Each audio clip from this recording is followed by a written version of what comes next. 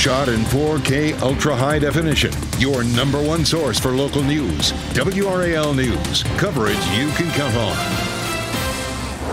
Tracking a little bit of light rain out there to our west this morning. Later this afternoon, we'll have a chance of thunderstorms. I'll walk you through the timeline. And the family of the mother and her 6-year-old child killed in a quadruple shooting in Wilson County is speaking out how the community is rallying around them this morning. And we're just 2 weeks away from the start of school for many kids across the Triangle. How Durham leaders are working today to accommodate the growing number of students in that district. A lot going on here as we start your Tuesday here, 4:30. I'm Jeff Hogan. And I'm Michelle McConaughey in for Renee Chu. Again, happy Tuesday to all of you out there. Weather-wise this morning, definitely different than yesterday. I'm not seeing any rain. Yeah, no rain, but Elizabeth Gardner in the WR Severe Weather Center, that mugginess going to hang around like you said, right? It is. It's still out there. You know, I noticed yesterday afternoon I was walking around. I felt a little bit more comfortable. It's not quite as hot. Maybe we're going to notch it down a little bit with humidity, but it's not going to feel like October by any means. A couple of showers just north of Winston-Salem, back over into Virginia. Some of that's going to kind of creep through here, but not much this morning. We take a look at Futurecast, starting off with cloudy skies this morning and a little bit of low cloud cover or fog. And then you can see just a little bit of light patchy rain there in the north. We get into the mid to late afternoon, and there are going to be a few isolated showers that pop up, maybe a thunderstorm. But we do not have a level 1 risk for severe storms, and the flood watch after 5 or 6 days has finally dropped off. This is a live look at North Hills, where it's cloudy and warm this morning, 71, but our dew point's down to 68, which is better than 72, 73, which is what we've seen lately. So again, we're going to bring it down just a notch there. Visibility not looking too bad. It's 2 miles in Fayetteville and 3 miles in Rocky Mount. That's not fog, but a little bit of low cloud cover that we'll see this morning. Hour by hour, pretty pleasant out there this afternoon. We're going to see a high of 84 degrees. And we're also watching Ernesto, which formed, oh, it's not going to show up on my map. I apologize. It's just offshore. I'll show you the impacts that it may have. It's not going to make landfall in the United States, but it still could impact our coastline over the weekend. I'll show you coming up. A GoFundMe account set up by family and friends of Kiera Massenberg has already raised nearly $18,000. Organizers say the money will help ease the burden of funeral costs and other expenses. A statement on that GoFundMe page reads, Kiera was a devoted mother, a cherished friend, and a pillar of strength for all who knew her. Her child Zoe was a bright and innocent soul who brought joy and love into the lives of everyone they met. The bond they shared was unbreakable, and their loss leaves an irreplaceable void in the hearts of those who loved them. You can find a link to the GoFundMe page on this story on WRAL.com. And documents obtained by WRAL show Daquan Jones had threatened Kiera Massenberg with violence in the past. This tragic case sheds light on just how dangerous domestic violence can be, and some want lawmakers to do more to craft more legislation to protect victims of domestic violence, especially children. Christy Melvin is pushing for the passage of what's known as Jesse's Law. Melvin left her abuser for good in 2012, but the two shared joint custody of their son, Jesse Ray Adams. Later that year, her estranged husband shot and killed Jesse and then himself. Jesse's Law would ensure children are never in the presence or custody of an abuser. I've seen the worst possible scenario, and I don't want other people to feel the way I feel. Melvin is pushing lawmakers to pass Jesse's Law in 2025. If it doesn't happen, she says she'll try again in 2026. 2 people are in the hospital this morning, and 1 person is dead after a crash that happened during Tropical Storm Debbie. The Highway Patrol says a car hydroplaned near the curve where I-40 and I-440 merge in Raleigh and hit another car. The driver of the car that hydroplaned, 59-year-old Glenda Whaley, died. 2 people in the other car were injured. This brings the death toll from Debbie in North Carolina to 4. We are working to learn the conditions of the people who were hurt. Today, Sharpsburg Mayor Robert Williams is expected in court on his latest DWI charge. Williams was charged July 1st after he was pulled over in Rocky Mount. A viewer sent us this video showing his arrest. Williams was charged with DWI, driving with a revoked license, having an open container of alcohol, and violating a concealed handgun permit. This was his 3rd DWI charge since December, 4th since 2018. Former President Donald Trump's live interview on X with the platform's owner, Elon Musk, was delayed by technical issues. In a post on X, Musk claimed that the live stream's outage was a massive DDoS attack on the app, though he did not provide any evidence of that. DDoS, or distributed denial of service, is a common attack method where hackers flood a site with phony traffic to overwhelm its systems and attempt to knock it offline. The interview started about 40 minutes late, and during the talk, Trump recounted his assassination attempt and promised the largest deportation in U.S. history. Tim Walz will make his first solo appearance as Kamala Harris's running mate today in Los Angeles. Walz is scheduled to speak at a convention for the American Federation of State, County, and Municipal Employees. Walz also plans to attend a fundraiser today. He has other fundraiser events scheduled tomorrow and Thursday in Denver, Boston, Rhode Island, and Long Island. People who live in Raleigh's Boylan Heights neighborhood want the city to reconsider closing part of South Street to relocate the Red Hat Amphitheater. The city's plan includes closing South Street between Dawson Street and McDowell Street. The Boylan Heights Neighborhood Association says it does not oppose rebuilding the Red Hat. It just wants the city to reconsider other options for how to do it. The group will hold a meeting tonight from 7 to 8:30 at Hartwell on West South Street to talk about how to move forward. Today, Durham County and city leaders will talk about the future of the school system there. This comes as students prepare to head back to the classroom in just 2 weeks. WRAL's Laura Levine joins us live from Durham Public School headquarters. And we know that part of the plan focuses on enrollment and capacity for the coming years. Laura, good morning. Jeff, good morning. Listen, it is no secret that Durham is seeing exceptional growth. Right now, we are at Durham Public School headquarters in downtown, which is surrounded by construction where we see the buildings, facilities, and homes going up. And with that in mind, with more people moving to the area, more development happening here, Durham Public Schools is looking ahead to the future and how that'll be reflected in local schools. So we know today more than 4,000 new students are expected to get enrolled into DPS within the next 10 years. Today, with the school district meeting, they're going to be presenting a 40-minute presentation with county and city leaders to discuss how to meet these needs.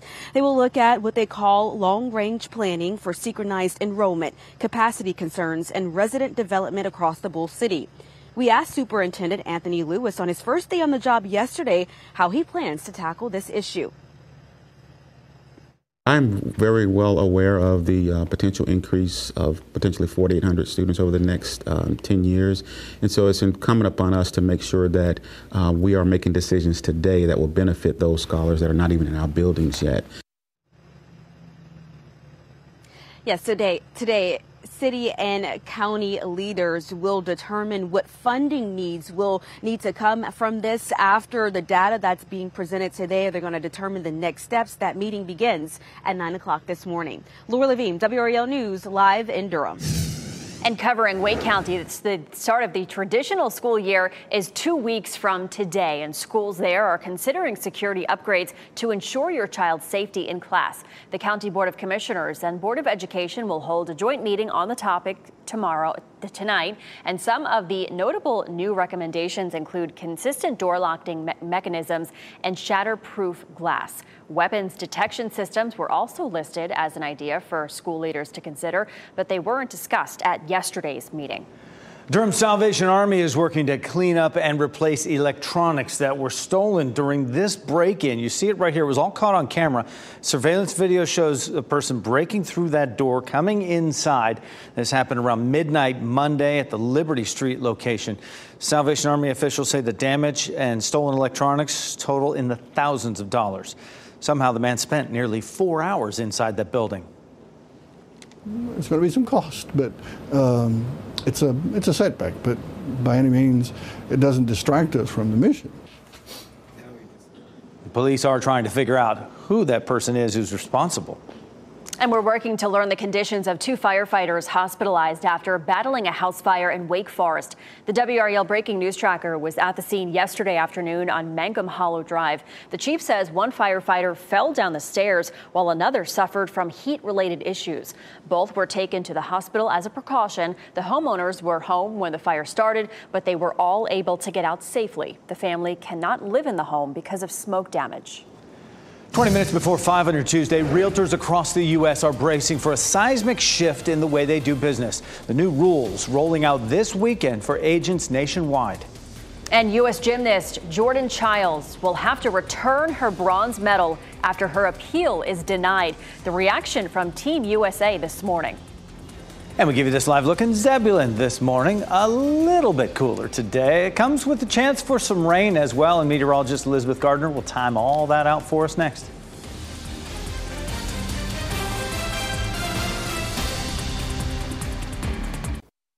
From the WRAL Severe Weather Center, North Carolina's most experienced team of meteorologists.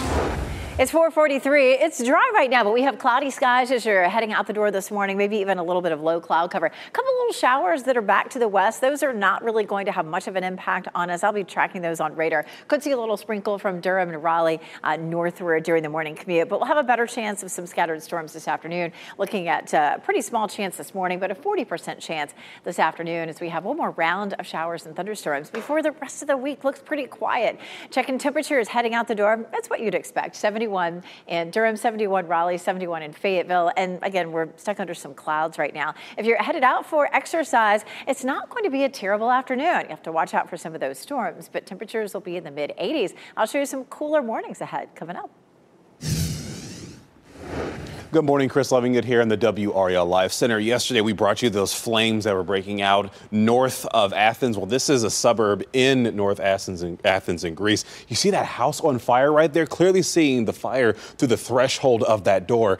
Right now, there have at least been one person reported who died in this. We're talking about many evacuations that have been happening. I want to show you something on the other screen here, because if you look at it, you'll see a satellite image here of just how thick the smoke is and how far it's spread. And this is just kind of showing you a zoomed in part of a map here. But you see all that smoke that's billowing right there? That is what's unfolding in Athens right now. Hundreds of firefighters trying to put this out, not just by the ground, but by the air as well. A man is recovering in the hospital after he was attacked near a New York synagogue. His attacker has now been charged with a hate crime. This happened in Brooklyn, and the video shows a group of men wearing traditional Jewish clothing walking down the street when they're approached by a man who lunges at them, and then the man repeatedly stabs one of them. Police say the man shouted, "Free Palestine," and "Do you want to die?" as he carried out this attack. The 22-year-old man was later charged with a hate crime. The person he stabbed is in stable condition. People in Los Angeles are rattled after an earthquake. The 4.4 magnitude earthquake yesterday afternoon was centered near the city's Highland Park neighborhood.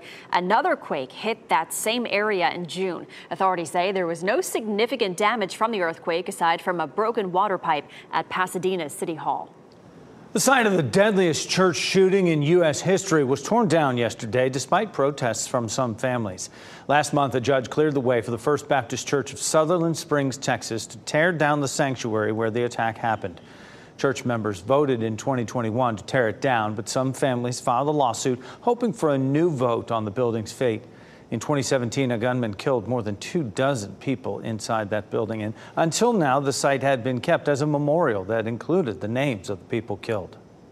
It appears Team USA gymnast Jordan Childs will not get back the bronze medal that she won at the Paris Olympics. The Court of Arbitration for Sport rejected an appeal from USA Gymnastics over the decision to take the medal away from Childs.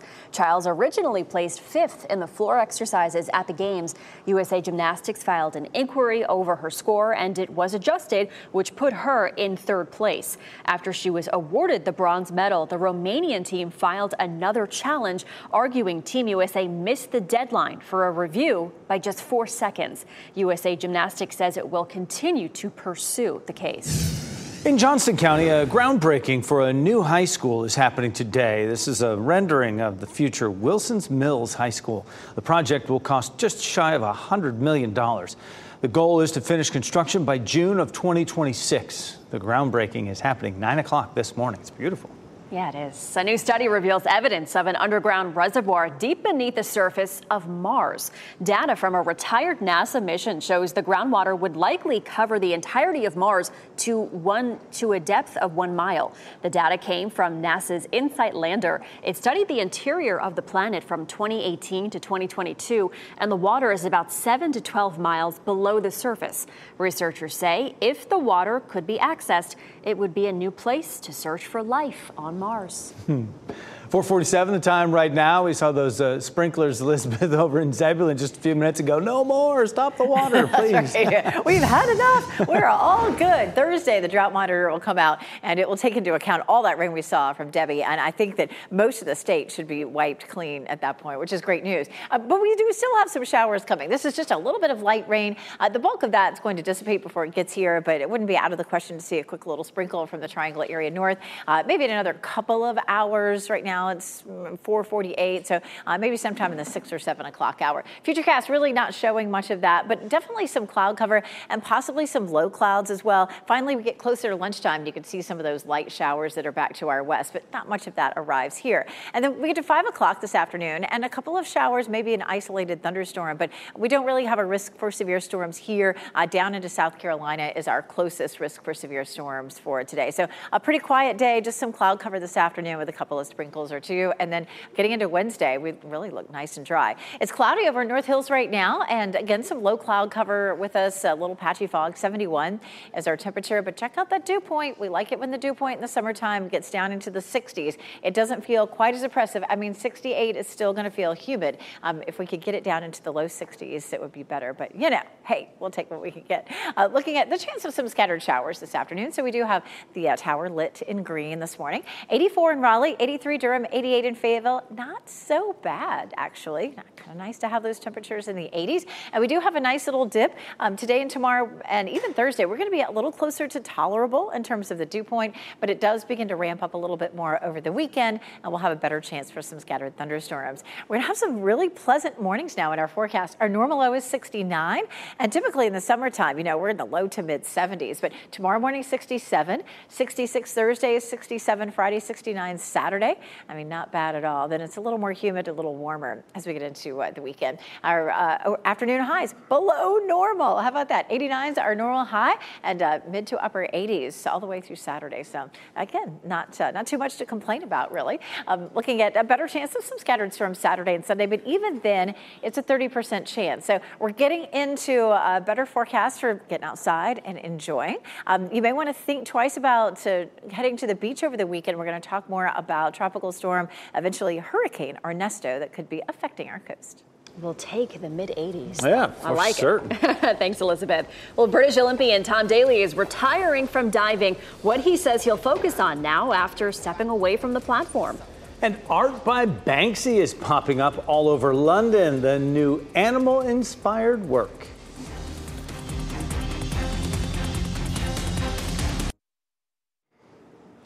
A major shift in how people buy and sell homes is just days away from taking effect, and there is speculation that this will bring down home prices, but could also price out first-time buyers. 5 on Your Side's Keely Arthur is digging into the changes and the possible pitfalls.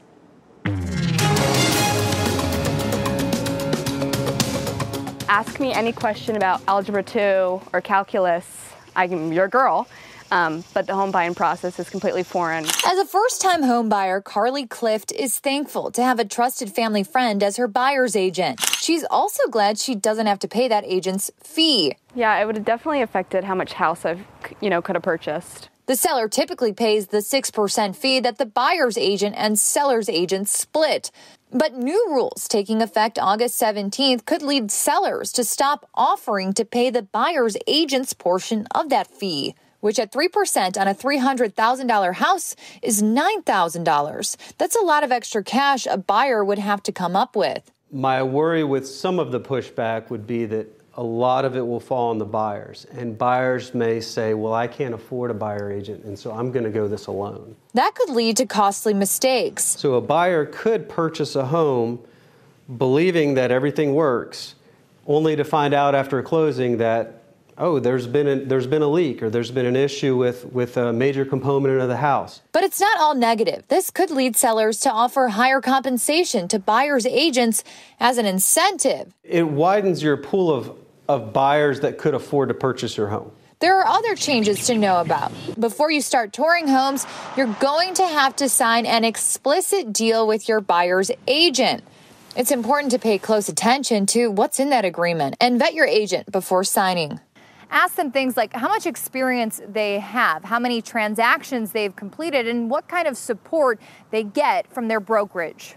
I can't imagine doing it alone. Clift is now closing on a home near Raleigh's Shelley Lake and hopes these changes don't keep others from getting the help of a good agent. You don't know what you don't know, and that's something I've experienced a lot through this process.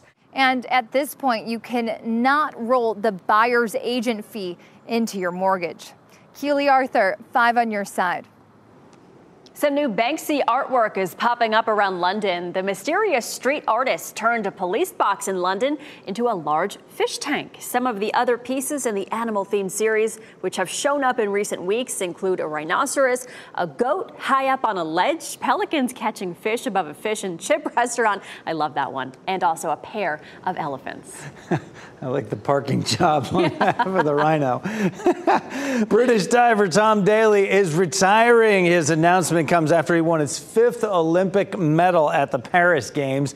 The 30-year-old broke the news in an interview with British Vogue, saying, quote, "It is the right time to call it a day." Daley says he plans to focus on spending time with his family. Paris was Daley's 5th Olympics, and in addition to his silver medal there, he took gold and bronze medals at the Tokyo Games in 2021. He also won bronze medals in London and in Rio de Janeiro. Plans to relocate Red Hat Amphitheater could close down a street in downtown Raleigh permanently. Why people in that neighborhood want the city to reconsider. The family of the mother and her child killed in a quadruple shooting in Wilson County is speaking out. The tributes planned to honor their lives. And it can be pretty hard to get out of subscriptions, but that could soon change. The new proposed rules that target streaming subscriptions to gym memberships.